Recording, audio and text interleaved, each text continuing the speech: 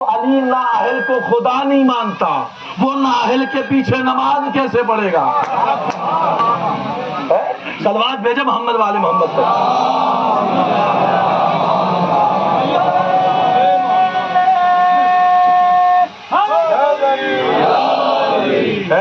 جو علی نااہل کو خدا نہیں ماننے کے لیے تیار ہے، وہ نااہل کے پیچھے نماز کیسے پڑھے گا؟ آپ کو پتا ہے کہ کتنی انسیت ہے؟ ذرا پڑھیں تو مطالعہ تو کریں کہ دونوں کا نام عین سے شروع ہوتا ہے، علی کا نام بھی فلاں صاحب کا نام بھی عین سے شروع ہوتا ہے۔ اتنی انسیت ہے۔ یہ سوال کیا گیا، محمد حسین بخش اجالا نے تفسیر انوار النجف لکھی، ان سے کسی نے سوال کیا۔ دیکھیے بات ایک دم سیدھی سیدھی کر رہا ہوں، بار بار کہتا ہوں دل دکھانا مقصد نہیں ہے، مقصد ہے کہ معرفت اہل بیت حاصل کرو، مقصد یہ ہے کہ اسلام کو سمجھو، مقصد یہ ہے کہ دین کو سمجھو، مقصد یہ ہے کہ شریعت کو سمجھو۔ جب تک امام کی معرفت نہیں ہوگی، دین کی معرفت نہیں ہوگی، دین کی معرفت کے لیے امام کی معرفت شرط ہے۔ تو ان سے سوال کیا گیا کہ یہ بتائیے عین، لفظ علی عین سے شروع ہوتا ہے، عین سے شروع ہوتا ہے، اور فلاں صاحب جن کو مسلمانوں نے مانا وہ بھی عین سے شروع ہوتا ہے۔ عین علی میں بھی 3 حرف ہے، فلاں صاحب کے نام میں بھی 3 حرف ہے، ایسی نہیں 3 ہی حرف ہے، اور علی میں بھی کوئی نقطہ نہیں، اس میں بھی کوئی نقطہ نہیں، تینوں میں یہ دیکھیے کتنی یکسانیت پائی جاتی ہے۔ ان سے پوچھا یہ بتائیے اتنی سملرٹیز پائی جاتی ہے، اتنی یکسانیت پائی جاتی ہے، آپ ہیں کہ دونوں کو جدا کرنے پہ لگے ہیں۔ وہ مسکرا کے کہتے ہیں حلال بھی ہے سے شروع ہوتا ہے، حرام بھی ہے سے شروع ہوتا ہے۔ حلال میں بھی کوئی نقطہ نہیں، حرام میں بھی کوئی نقطہ نہیں، حلال میں بھی 5 حرف، حرام میں بھی 5 حرف۔ محمد حسین بخش اجالا نے کہا جو فرق حلال و حرام میں ہے وہی علی اور فلاں صاحب میں ہے۔ صلوات بھیجے محمد والے میں۔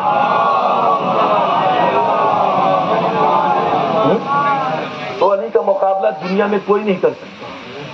علی کی عظمت اور علی کا معیار، علی کا علم، علی کا حلم، علی کا اقتدار، علی کا معیار، علی کا فضل، علی کا کمال، علی کا روب، علی کا جلال، علی کی عبادت، علی کی ریاضت، علی کی شجاعت، علی کی سخاوت، علی کی منزلت، علی کا رتبہ، علی کی شان، ساری دنیا مل کے بھی علی کی برابری نہیں کر سکتی، ساری دنیا۔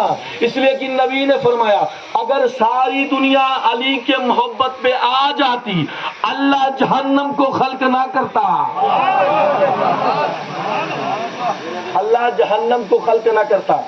آج ساری دنیا یہ کہہ رہی ہے کہ آپ کو پتا نہیں جو اسلام آیا، دین آیا، شریعت آئی، وہ ہم جیسا ہی ایک آدمی لے کر آیا تھا، رسول اللہ، ہم جیسے، وہ ہمارے بھائی تھے، ایک جیسے، جیسے ہم تھے ویسے تھے۔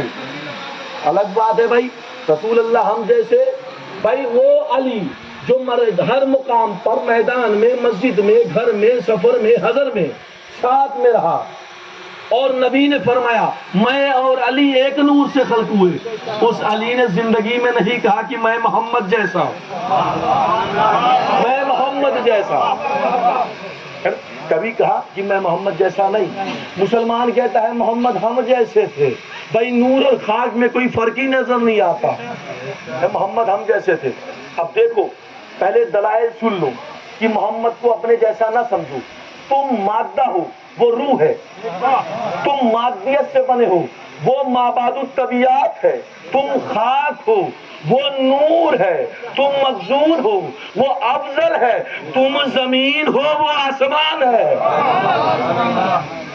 تم زمین ہو وہ آسمان ہے۔ اس کی عظمت، اس کا معیار سمجھو، وہ علم اول ہے، وہ عقل اول ہے، وہ خلق اول ہے، وہ سرمایہ توحید ہے، وہ ذخیرہ توحید ہے، وہ معلم توحید ہے، وہ مزمل ہے، وہ مدثر ہے نا، اتنی عظمت والا۔ وہ ماورائے مادیت ہے، وہ مائتر سے نہیں بنا، یہ تو اس کی مجبوری تھی کہ تمہاری ہدایت کی جائے، لہذا بشر کے پیکر میں آیا، ہے نا۔ اب یہ بات کیسے سمجھ میں آ گئی؟ یہ تو بات سمجھ میں نہیں آتی۔ اگر نور تھے تو بشر بن کے کیوں آئے؟ میں نے کہا قرآن نور ہے کہ نہیں؟ کہا قرآن نور ہے۔ میں نے کہا قرآن نور ہے تو کتاب کی شکل میں کیوں آیا؟ کتاب کی شکل میں۔ کہا کتاب کی شکل میں اس لیے آیا تاکہ قرآن کی تلاوت ہو سکے۔ ہم نے کہا محمد بشر کی شکل میں اس لیے آئے کہ تمہاری ہدایت ہو سکے۔ تو تمام نبی مل کے بھی محمد کا مقابلہ نہیں کر سکتے. آدم سے لے کر عیسیٰ تک کوئی نبی محمد جیسا نہیں. تلک الرسول فضلنا بعضهم بعض، ہم نے بعض رسول کو بعض پر فضیلت دی. سارے رسول ایک جیسے نہیں. مجھے بتاؤ، جب تمام رسول مل کے محمد کا مقابلہ نہیں کر سکتے تو عرب کے چرواہے محمد کا مقابلہ کیا کریں گے؟ عرب کے چرواہے تمام آہستہ آہستہ میں چاہتا ہوں کہ پیغامات کو، نظریات کو، معروضات کو، سچائی کو، صداقت کو، ریالٹیز کو منتقل کر دوں، اس لیے کہ دامن وقت میں اتنی گنجائش بھی نہیں ہے اور باتیں بہت زیادہ ہے. تو نبی جو ہے کھانا تناول فرما رہے تھے. یہ ذہن سے لوگوں کو نکالنا پڑے گا کہ نبی ہم جیسا، نبی تم جیسا نہیں، نبی افضل تم افضول ہو، نبی اعلیٰ ہے تم پست ہو، اس منزل پر نہیں ہو. تو رسول اللہ کھانا تناول فرما رہے تھے.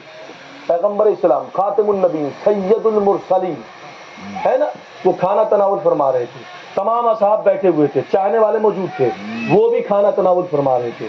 کچھ مکھیاں تھی جو بار بار اصحاب پر بیٹھ رہی تھی، بار بار اصحاب پہ بیٹھ رہی تھی. کھانا کھانا مشکل ہو گیا تھا، کھانا کھانا دشوار ہو گیا تھا. بس ایک بزرگ صحابہ کھڑے ہوئے، کہا یا رسول اللہ یہ بات سمجھ میں نہیں آتی، مکھیاں ہم پر بیٹھتی ہیں آپ پر نہیں بیٹھتی، کھانا کھانا دشوار ہو گیا.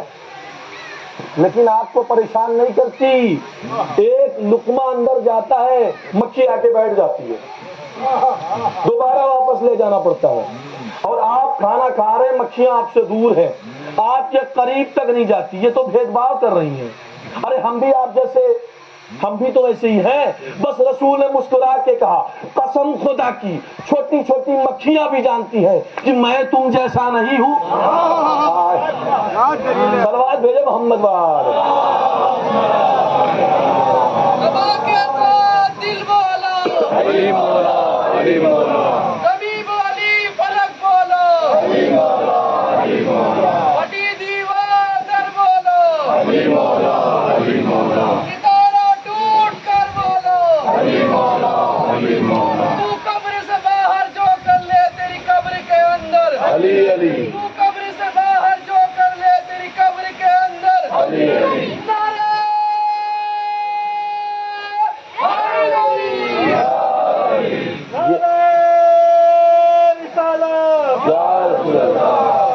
یہ نعرے حیدر نہیں ہوٹوں پہ تمہارے، یہ ماں کی طہارت کا اثر بول رہا ہے. یہ ماں کی طہارت کا. جب بھی دل میں علی کی محبت کا چراغ جلے، جا کے اپنی ماں کو سلام کرو. خدا کی قسم. اب سنو، سلیمان ندوی نے ایک کتاب لکھی رحمت للعالمین، بہت اچھی کتاب ہے، بہت محنت کی، محقق ہے، عالم ہے، مفسر ہے، مجھے اس سے کوئی اعتراض نہیں. عالم کی قدر کرتا ہوں، سنی ہو، شیعہ ہو، حنفی ہو، بریلوی ہو. انہوں نے اپنی کتاب میں لکھا، فرماتے ہیں کہ رسول اللہ کے صحابیوں میں کچھ لوگوں کو سنت کا بڑا شوق تھا. اتنا زیادہ شوق تھا سنت کا، اتنا زیادہ سنت کا شوق تھا کہ رسول جیسی زلفیں رکھنے کی کوشش کرتے تھے، رسول جیسا لباس پہنتے تھے، رسول جیسا چلنے کی کوشش کرتے تھے، وہی انداز، وہی طریقہ، وہی اسلوب. اتنا سنت پہ عمل کرتے تھے. سنت پہ عمل کرنا اچھی بات ہے، ثواب ہے، اعلیٰ منزل کی بات ہے. لیکن وہ کہتے ہیں کچھ لوگ دکھاوے کے لیے کرتے تھے تاکہ لوگ دیکھیں کہ ہم رسول کے کتنے بڑے ماننے والے ہیں. اور اسلام تصنع کا مذہب نہیں ہے، اسلام بناوٹ کا مذہب نہیں ہے، اسلام اخلاص کا مذہب ہے، اسلام اخلاص کا مذہب ہے. تو کہتے ہیں کچھ لوگ تھے وہ اپنا دکھاوا کرتے تھے اور دکھانے کی کوشش کرتے تھے کہ ہم بہت بڑے رسول اللہ کے قریبی ہیں. رمضان کا دن آ گیا اور رسول اللہ نے سحر نہ کیا، نہ تو افطار کی، روزہ رکھا، نہ تو سحر کی نہ تو افطار کی. تو جو بڑے بڑے تھے اکابر اصحاب، انہوں نے سوچا کہ ہم بھی رسول اللہ کی طرح کریں گے. چلو آج نہیں کھایا کیا ہوا، کم سے کم رسول کی نگاہ میں لوگوں کو دکھائیں گے کہ بتاؤ ہم سے بڑا سنت پر عمل کرنے والا کوئی ہے؟ ہم سے بڑا کوئی نہیں جو رسول کی سیرت پر، رسول کی صورت پر عمل کرے. دکھانا چاہتے تھے.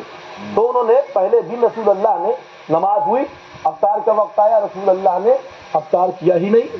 ایک دن ہوا، اب یہ دیکھتے رہے. چلو آج نہیں تو ایک دن اور رسول اللہ جب افطار نہیں کر رہے ہیں ہم بھی روزہ رکھیں گے, کچھ نہیں کھائیں گے رسول اللہ کی طرح. کا دوسرا دن آیا, دوسرا دن بھی ایسے ہوا.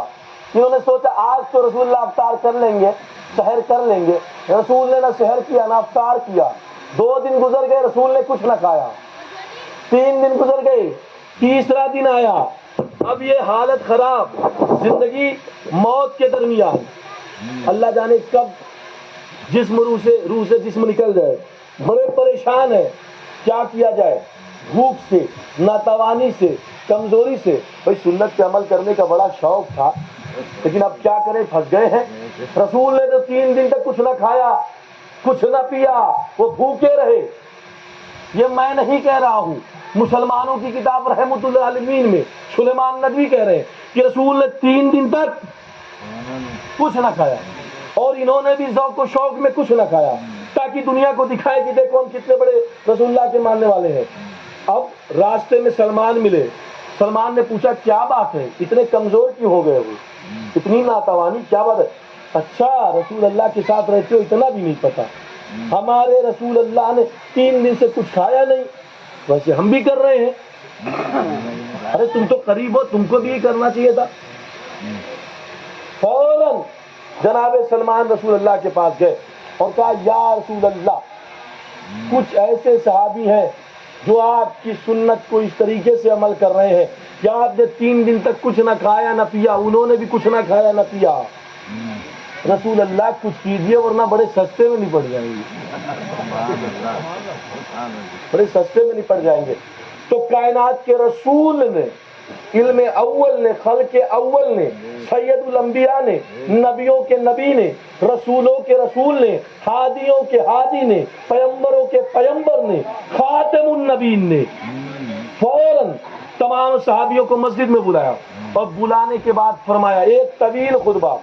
وہ کہتے ایک طویل خطبہ دیا اور خطبہ دے کے فرمایا کیا تم نے خود کو مجھ جیسا سمجھ رکھا ہے, کیا تم نے خود کو مجھ جیسا سمجھ رکھا ہے. ارے تم کھاؤ پیو گے نہیں, تم مر جاؤ گے. ہم قیامت تک نہ کھائیں, ہم قیامت تک نہ پیئیں, ہم زندہ رہیں گے. تم اور ہو, ہم اور ہیں. تم کھانے کے محتاج ہو, ہم کھانے کے محتاج نہیں. تم پانی کے محتاج ہو, ہم پانی کے محتاج نہیں. تم جسم کے محتاج ہو, ہم جسم کے محتاج نہیں. تم مادے کے محتاج ہو, ہم مادے کے محتاج نہیں. دعویٰ رسول اللہ کر رہے تھے مدینے کی مسجد میں کہ ہم جسم کے محتاج نہیں ہوتے, ہم جسم کے محتاج نہیں ہوتے. بات پہنچ جائے انشاءاللہ, بات پہنچ جائے تو دعا میں یاد رکھنا. رسول نے دعویٰ کیا ہم جسم کے محتاج نہیں ہوتے, یہ تھا رسول کا دعویٰ. اور نوکے نیزہ پہ حسین نے جا کے بتایا, سر و تن میں جدائی ہو گئی لیکن حسین نے کلام کر کے بتایا کہ تم اور ہو, ہم اور ہیں. صلوات بھیجے محمد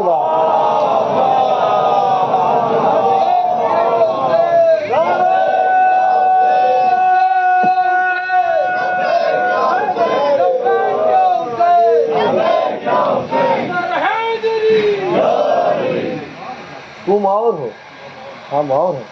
تم مادے کے محتاج ہو, ہم مادے کے محتاج نہیں ہیں.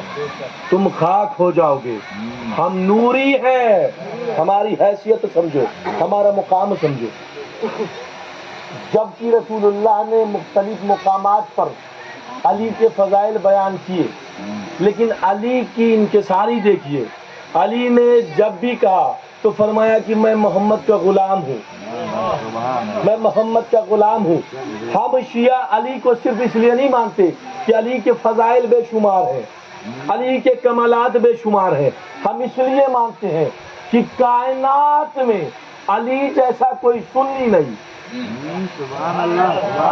سے زیادہ سنت پر عمل کرنے والا, محمد کے قدموں پہ چلنے والا, محمد کے پیچھے پیچھے چلنے والا علی. کائنات میں علی سے بڑا کوئی سنی نہیں, محمد سے بڑا کوئی شیعہ نہیں. الگ بات ہے بھائی جو محمد نے، جو علی نے کہا، جو علی نے کیا اسے دنیا مانتی ہے، جو محمد نے کہا اسے آج ماننے میں اختلاف ہے۔ بعد پیغمبر اختلافات، انتشار، حکومت، جاؤ حشم، دربار ہے۔ یہ تخت و تاج کے محتاج نہیں تھے، یہ تخت و تاج کے محتاج نہیں تھے، یہ ولایت کلیہ کے مالک تھے، یہ متصرف تھے، یہ محیر العقول تھے۔ ان کا وجود، ان کی شخصیت یہ تھی کہ مادیت ان کے راستوں میں مانے نہ تھی۔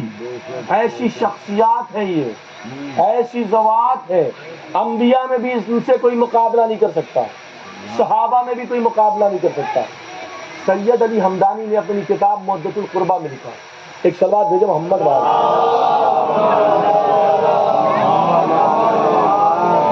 ہے نا؟ اور بس رفتہ رفتہ میں چاہتا ہوں کہ بات پہنچ جائے، اور جو کانسیپٹ میں نے چھیڑا ہے کہ علی جیسا نہ تو صحابہ میں ہے، نہ تو نبیوں میں ہے، رسول کے علاوہ، رسول کے علاوہ کائنات کی ہر شے علی سے مفضول ہے۔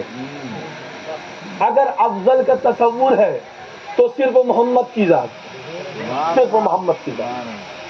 تو سید علی ہمدانی نے اپنی کتاب میں لکھا کہ رسول کا آخری وقت تھا، اور پیغمبر اسلام نے بلال کو بلایا، فرمایا بلال میری چادر لے آؤ، میری ردا لے آؤ، میری ابا لے آؤ، میری قبا لے آؤ، میرا بستر لے آؤ، میری نسبتیں لے آؤ، میرا سامان لے آؤ، میری ملکیت لے آؤ، جو کچھ بھی ہے لے آؤ، میرے سامنے علی کے ہاتھ میں رکھ دو، میرے سامنے علی کے ہاتھ میں رکھو۔ وہ کہتے ہیں نبی کے بڑے بڑے صحابہ موجود تھے، فلا فلا فلا فلا صحابہ موجود تھے، آخری وقت تھا، وہ وہی وقت تھا جب رسول نے قلم مانگی تھی تو سامنے والے نے انکار کیا تھا، یہ کہہ کے کہ ہمارے لیے صرف اور صرف قرآن کافی ہے۔ کہنے لگے رسول اللہ نے تو صرف قرآن اور سنت کہا تھا، اہل بیت کا نام نہیں لیا، اہل بیت کا نام نہیں لیا۔ میں نے کہا ٹھیک ہے، خطیب الایمان صاحب کہا کرتے تھے، طاہر جلوی صاحب، ٹھیک ہے یہ مان لیا کہ رسول اللہ نے اطرت نہیں کہا تھا، لیکن سامنے والے نے یہی تو کہا قرآن کافی ہے، اس کا مطلب سامنے والا کم سے کم سنت کا انکار کر رہا تھا، ہے نا؟ تو موجود تھے۔ تو بلال سے کہا میری چادر لے آؤ، میرا بستر لے آؤ، میرے سارے سامان، میری نسبتیں لاؤ، میرے سامنے علی کے حوالے کر دو۔ وہ کہتے ہیں کہ رسول کے چچا عباس ابن عبد المطلب بھی موجود تھے، جو سینئر تھے، بزرگ تھے، تجربہ کار تھے، مجرب تھے، وہ وہاں پر موجود تھے، لیکن رسول نے یہ نہیں کہا کہ میری چادر، میرا آبا، میرا قبا، میری نسبتیں، میری ملکیت میرے سامنے میرے چچا کو دے دو، نہیں۔ میں نے کہا رسول اللہ گھر کے بزرگ موجود ہیں کہ ساری چیزیں ان کے حوالے کیجئے، علی کے حوالے کرنے کی کیا ضرورت؟ کہا یہی تو بتانا چاہتے ہیں جب نبی کے گھر کا بوڑھا علی کی برابری نہیں کر سکتا تو غیر گھر کا بوڑھا، صلوات بھیجے محمد والے۔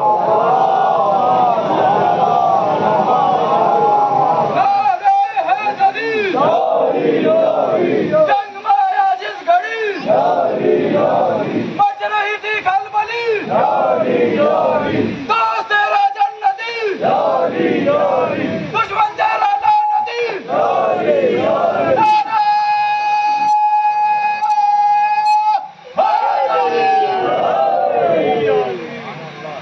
یاد رکھنا کہ القاب چرانے سے کوئی علی نہیں ہو جائے گا، القاب چرانے سے کوئی علی نہیں ہے۔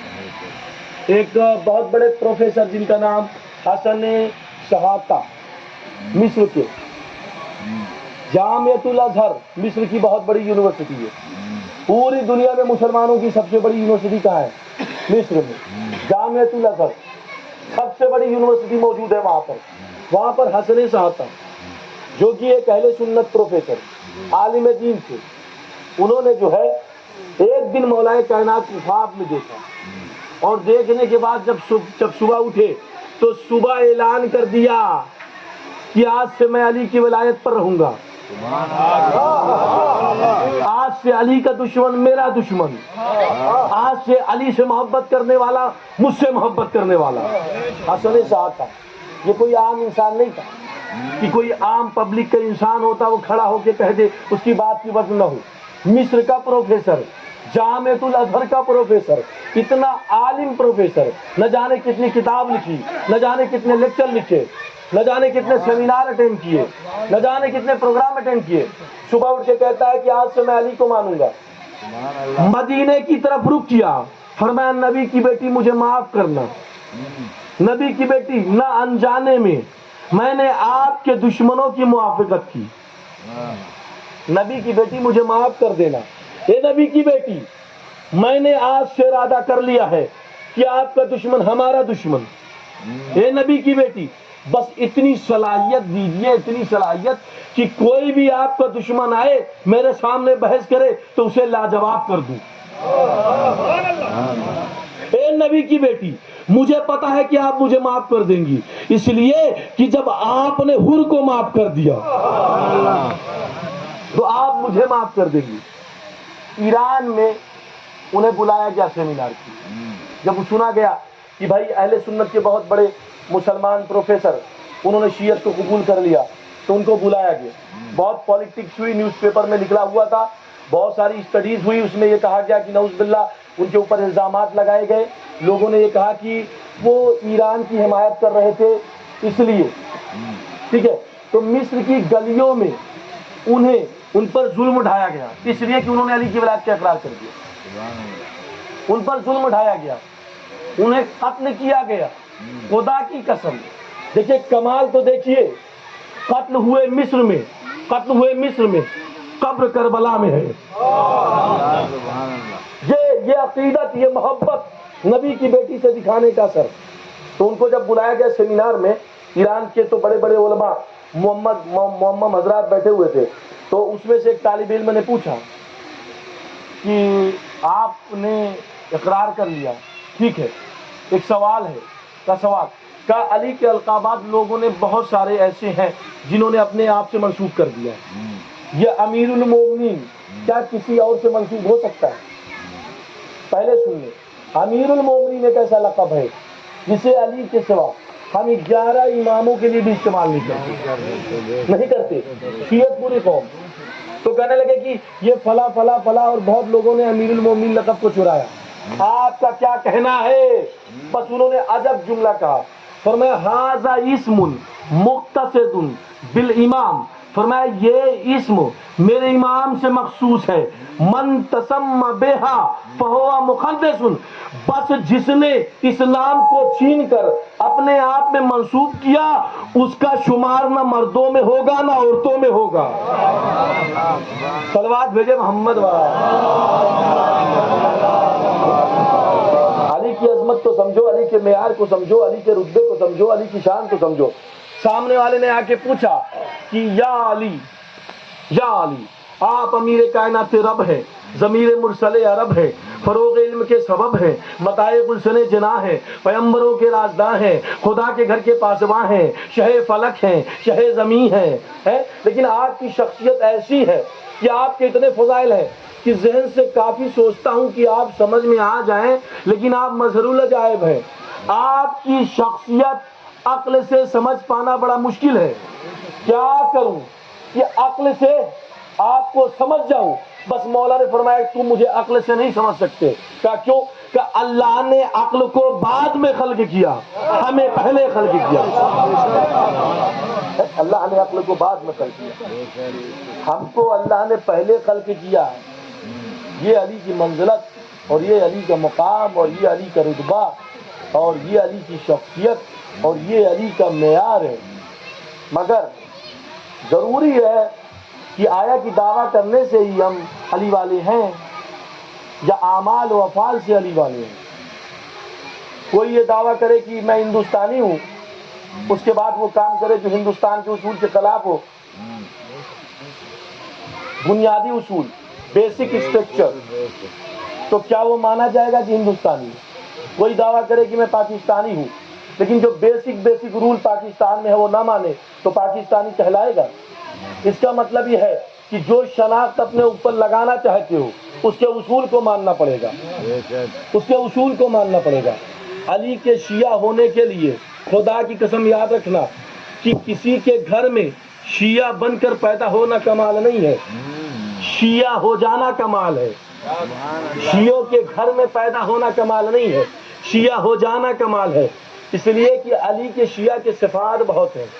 فرمایا مولا سے مولا صفات کیا ہے؟ فرمایا لیس من شیعتہ من اخذ حق کا غیر ہی، وہ میرا شیعہ ہرگز نہیں ہو سکتا جو کسی پڑوسی کا حق کھائے، وہ میرا شیعہ ہرگز نہیں ہو سکتا جو کسی یتیم کا حق کھائے، وہ میرا شیعہ ہرگز نہیں ہو سکتا جو کسی غریب کا حق کھائے، وہ میرا شیعہ ہرگز نہیں ہو سکتا جو کسی بھی ایک وجود کا۔ مولا نے کیا فرمایا؟ کسی کا، یہ نہیں کہا کہ مسلمان کا حق کھائے، کسی کا، ہندو ہو مسلم ہو کوئی بھی فرقے سے تعلق ہے، کسی بھی فرقے سے، من اخذ حق کا غیر ہی، جس نے کسی غیر کے حق کو کھا لیا، اس کا حق نہیں تھا، وہ ڈیزرو نہیں کرتا تھا، کھا لیا، وہ شیعہ نہیں۔ من ظلم الناس، جس نے کسی پر بھی ظلم کیا، یہ نہیں کہا کہ شیعوں پر ظلم کیا، پڑوسی ہو، ہندو ہو، مسلم ہو، سکھ ہو، عیسائی ہو، سب پر کسی پر ظلم کیا، بے وجہ ظلم کیا، لیس من شیعتہ، وہ میرا شیعہ نہیں ہو سکتا، وہ میرا شیعہ ہے۔ من یناولا لیس لہ ما لیس لہ، اور جس نے اس لقمے کو کھایا جو لقمہ اس کے لیے نہیں تھا، حرام کا لقمہ، چھین کر لقمہ، یتیموں کا لقمہ، غریبوں کا لقمہ، بے بسوں کا لقمہ، مظلوموں کا لقمہ۔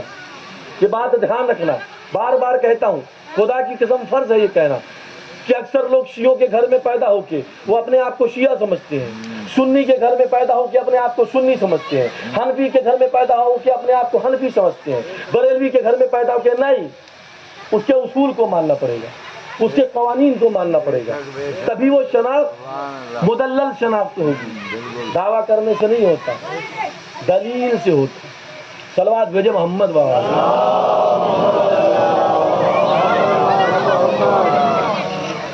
دعویٰ نہیں بلکہ دلیل کو دیکھنا ہوگا، دلیل کو پیش کرنا پڑے گا، اور یہ بات کو سمجھنا پڑے گا کہ شہزادی زینب نے بھی یہ مشن ہمارے لیے تیار کیا تھا۔ اس کا مقصد یہ تھا کہ فرش اعضاء کے ذریعے سے لوگوں کو ہدایت ہو سکے، لوگ سیکھ سکیں کہ بھائی اور بھائی کی محبت کیا ہوتی ہے، چچا بھتیجے کی کیا محبت ہوتی ہے۔ کربلا میں ہر کردار ہے، چھوٹے سے لے کر بڑا تک کردار۔ بھائی بہن کی محبت دیکھنا ہے تو حسین اور زینب کو دیکھ لو، شکرا اور اکبر کو دیکھ لو۔ چچا بھتیجے کی محبت دیکھنا ہے تو قاسم اور حسین کی محبت دیکھ لیا کرو۔ پردے کی عظمت سمجھنا ہو تو زینب سے دیکھ لیا کرو۔ ایک ایک رشتہ حسین نے بتایا۔ دوست کسے کہتے ہیں؟ حسین اور حبیب ابن مظاہر کا رشتہ دیکھو۔ کسی غیر مذہب کے لوگوں کے ساتھ کیسے پیش آنا چاہیے، وہب ابن قلبی سے پوچھو، مولا حسین سے پوچھو۔ کالا اور گورا اس بنیاد پر کسی کے ساتھ بھید بھاؤ نہیں کرنا چاہیے۔ اگر یہ سیکھنا ہے تو حسین اور جون کا رشتہ دیکھو۔ کیا رشتہ؟ امام نے ہر رشتے بتائے۔ اللہ اللہ، خدا کی قسم، کیا امام نے اسی لیے قربانی دی تھی کہ لوگ دعویٰ کریں اور دلیل نہ پیش کریں؟ کیا امام نے اسی لیے اپنے اکبر کو قربان کر دیا، قاسم کو قربان کر دیا، اون محمد کو قربان کر دیا؟ تمہیں پتا ہے ہر باپ کو اپنے بیٹے سے محبت ہوتی ہے۔ راتوں میں اکثر کیا ہوتا ہے، جب کوئی نیا آدمی جس کی شادی ہوتی ہے، اس کے گھر میں جب ولادت ہوتی ہے، بچہ جیسے جیسے بڑا ہوتا ہے وہ راتوں کو اٹھ کر اپنے بچوں کو دیکھتا ہے۔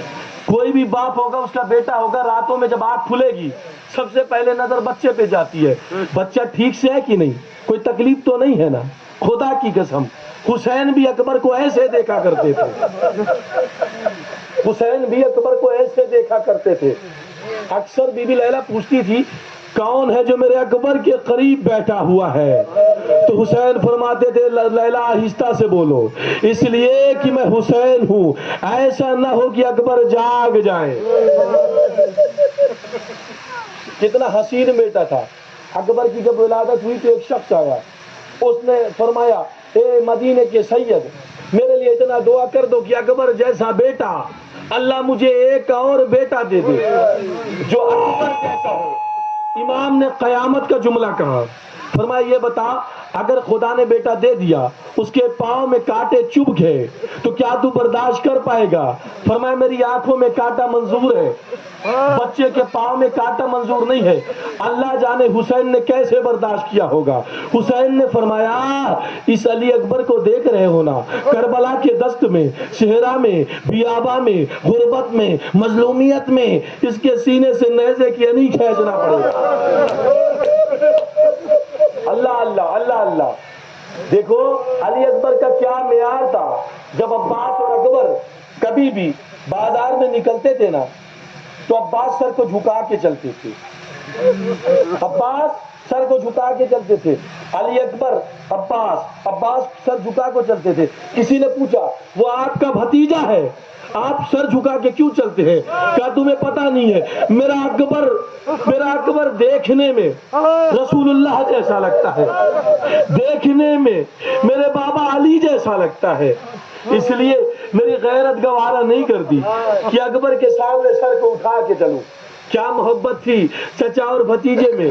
دنیا میں کوئی ایسی مثال ہے؟ اللہ اللہ۔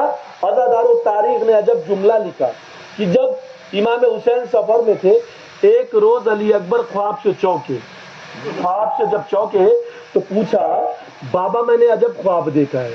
فرمایا بیٹا خواب کیا دیکھا؟ کہا میں نے خواب دیکھا ہے کہ خون کا دریا بہ رہا ہے۔ بابا میں نے دیکھا آپ کی کمر جھک گئی۔ بیٹا پھر کیا دیکھا؟ کہا میں نے دیکھا آپ کا دایاں بازو کٹ گیا، آپ کا بایاں بازو کٹ گیا۔ اے بابا اس کی تفسیر کیا ہے؟ حسین نے تفسیر بیان کرنا شروع کیا۔ اے بیٹا خون کا دریا کربلا کا میدان ہوگا۔ اے بیٹا میری کمر اس وقت جھک جائے گی جب میرا عباس مارا جائے گا۔ اللہ اللہ۔ اے بیٹا میری کمر اس وقت جھک جائے گی جب میرا عباس مارا جائے گا، میرا دایاں بازو اس وقت کٹ جائے گا جب میرا قاسم مارا جائے گا۔ ابھی تک حسین بیان کر رہے تھے، اب حسین خاموش ہو گئے، چاروں طرف دیکھا، کہیں زینب تو نہیں ہے، کہیں لیلا تو سن نہیں رہی ہے۔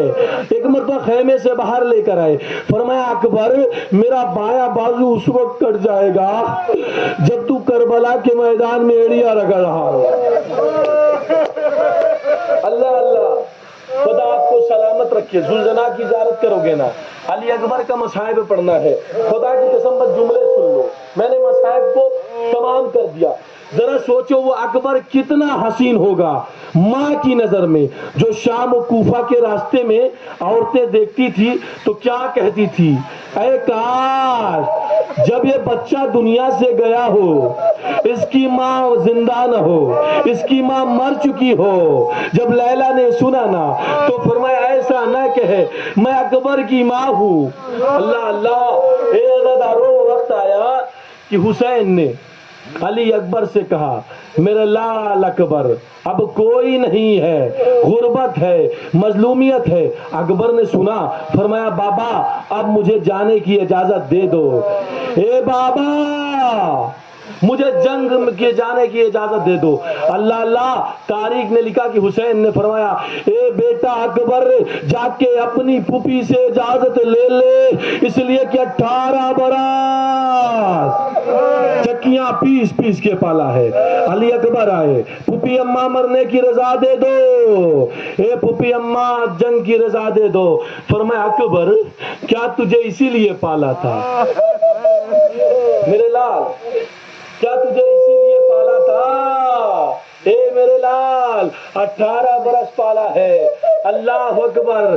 علی اکبر نے قیامت کا جملہ کہا۔ روز محشر دادی نے پوچھ لیا، اے پھوپھی اماں روز محشر دادی نے پوچھ لیا زینب تمہیں حسین پیارا تھا یا اکبر پیارا تھا، تو آپ کیا جواب دیں گی؟ بس یہ سننا تھا۔ زینب نے اجازت دی، ماں کے پاس گئے، ماں سے اجازت ملی، واپس پلٹے، اے بابا خدا حافظ، بابا خدا حافظ۔ علی اکبر گھوڑے پہ سوار ہوئے، چند قدم چلے تھے تو حسین کے اکبر نے یہ احساس کیا کہ کوئی ہے جو پیچھے پیچھے چلا آ رہا ہے۔ مڑ کے دیکھا تو ضعیف باپ ہے جو جوان بیٹے کے پیچھے پیچھے آ رہا ہے۔ اللہ اللہ۔ قیامت کا جملہ ہے. اکبر نے فرمایا بابا اجازت دینے کے بعد پیچھے کیوں آ رہے ہو؟ اے بابا کیوں پیچھے آ رہے ہو؟ حسین نے فرمایا اے میرے لال اکبر، اے کاش کی تمہارا بھی کوئی تم جیسا اکبر ہوتا. اے میرے لال، اے کاش کی تمہارا کوئی تم جیسا اکبر ہوتا. علی اکبر جنگ کرتے کرتے واپس پلٹے. جب جنگ سے واپس آئے فرمایا بابا پیاس مارے ڈال رہی ہے، العطاس قد قتلنی، بابا پیاس مارے ڈال رہی ہے. حسین نے فرمایا بیٹا پانی تو موجود نہیں ہے، اپنی زبان میرے خشک زبان میں دے دو، شاید تمہیں تسلی ہو جائے. اکبر نے زبان دی، فوراً کھینچی. بابا آپ تو مجھ سے زیادہ پیاسے ہیں. اے بابا آپ تو مجھ سے زیادہ پیاسے ہیں. لو علی اکبر چلے، جنگ کرتے کرتے گھوڑے سے زمین پر آئے. حسین چلے. ارے سن کر یہ استغاث ہے فرزند خوش خصال، سید نے آہکی کی ہلا عرش ذوالجلال، کھولے جناب فاطمہ کی بیٹیوں نے بال، بانو پکاری خیر تو ہے اے علی کے لال. ارے کس کے پدر سے کون سی مادر بچھڑ گئی؟ صاحب بتاؤ کیا میری گودی اجڑ گئی؟ صاحب بتاؤ کیا میری گودی اجڑ گئی؟ اے صاحب کیا بتاؤ کیا میری گودی اجڑ گئی؟ ارے نیزے سے کس کے لال کا چھیدا گیا جگر، پامار کس کی لاش کو کرتے ہیں اہل شر. اب گھر سے میں نکلتی ہوں یا سید البشر، اب گھر سے میں نکلتی ہوں یا سید البشر. اللہ اللہ پردہ نہ مجھ سے کیجیے، سب جانتی ہوں میں، آواز اپنے لال کی پہچانتی ہوں میں، آواز اپنے لال کی پہچانتی ہوں میں. اللہ اللہ. حسین پہنچے. علی اکبر کے سینے میں نیزے کی یعنی ٹوٹ چکی تھی. کربلا کے دست میں حسین نے، تاریخ نے لکھا، ایک ہاتھ سرزمین کربلا پہ رکھا، ایک ہاتھ سے نیزے کی یعنی کو کھینچنا چاہا. زمین لرز گئی، آسمان لرز گیا، لیکن نیزہ نہ لرزا. اللہ اکبر. بڑا قیامت کی منزل تھی. آدم موجود تھے، نوح موجود تھے، ابراہیم موجود تھے، تمام نبی موجود تھے. حسین نے علی اکبر کے سینے سے نیزے کی یعنی کھینچا، علی اکبر کا کلیجہ نکل آیا. حسین نے اکبر کے جنازے کو اٹھایا، چاہتے تھے کہ خیمے کی طرف لے آئے. علماء فرماتے ہیں یہ عالم جب زینب نے در خیمہ سے دیکھا، زینب نے جب در خیمہ سے یہ عالم دیکھا تو الگ منظر تھا. فوراً خیمے سے باہر آ گئی. کچھ علماء کہتے ہیں خیمے سے باہر آئی، کچھ علماء کہتے ہیں خیمے سے باہر نہ آئی. جو کہتے ہیں کہ خیمے سے باہر زینب آئی تھی وہ اس لیے کہتے ہیں کہ جب حسین کو دیکھا کہ ضعیف باپ، بوڑھ ضعیف باپ جوان بیٹے کی میت کو اٹھا رہا ہے، زینب نے سوچا بڑھ کے سہارا دے دوں. اللہ جانے علی اکبر کے ساتھ میرا بھائی بھی دنیا سے گزر نہ جائے. علی اکبر کے جنازے کو اٹھانے کے لیے حسین نے آواز دی، اے بنی ہاشم کے بچوں آؤ، اے بنی ہاشم کے بچوں آؤ، جنازے کو سہارا دو. جنازہ خیمے میں گیا، لو اکبر جا چکے، آخر میں حسین گئے. جب کوئی مونس و یاور نہ تھا، تاریخ نے عجب جملہ لکھا، کربلا کے ون میں جب اکبر نہ رہے، اون محمد نہ رہے، قاسم نہ رہے، حبیب نہ رہے، کوئی نہ تھا. جب عباس کے بازو کٹ گئے تو حسین میدان میں جنگ کرنے کے لیے پہنچے. جنگ کرتے کرتے گھوڑے سے زمین پر آئے. اللہ اکبر. حسین کے ذوالجناح نے پیشانی پر حسین کے خون کو ملا، ملنے کے بعد خیمے کی طرف آیا. جو خیمے میں پہنچا سکینہ نے کہا، اے میرے بابا کے ذوالجناح اتنا بتا دے میرا بابا کدھر گیا؟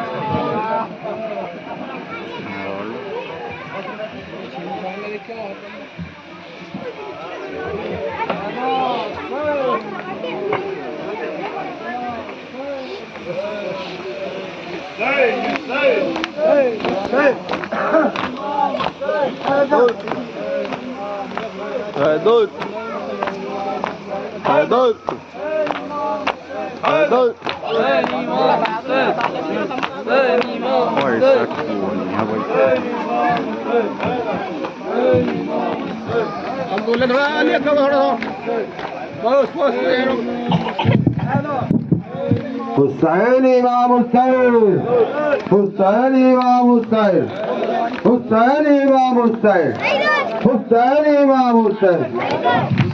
گھوڑا نکل رہا ہے شاہ مشرقین کا، گھوڑا نکل رہا ہے شاہ مشرقین کا، غربت میں تھا جس نے نہ چھوڑا حسین کا، گھوڑا نکل رہا ہے شاہ حسین کا، گھوڑا نکل رہا ہے شاہ مشرقین کا، گھوڑا نکل رہا ہے شاہ مشرقین کا، غربت میں تھا جس نے نہ چھوڑا حسین کا، غربت میں تھا نہ چھوڑا حسین کا، یہ کربلا میں آ کے پریشان ہو گیا، یہ کربلا میں آ کے پریشان ہو گیا، یہ کربلا میں آ کے پریشان ہو گیا، یہ کربلا میں آ کے پریشان ہو گیا، رانڈوں کی شکل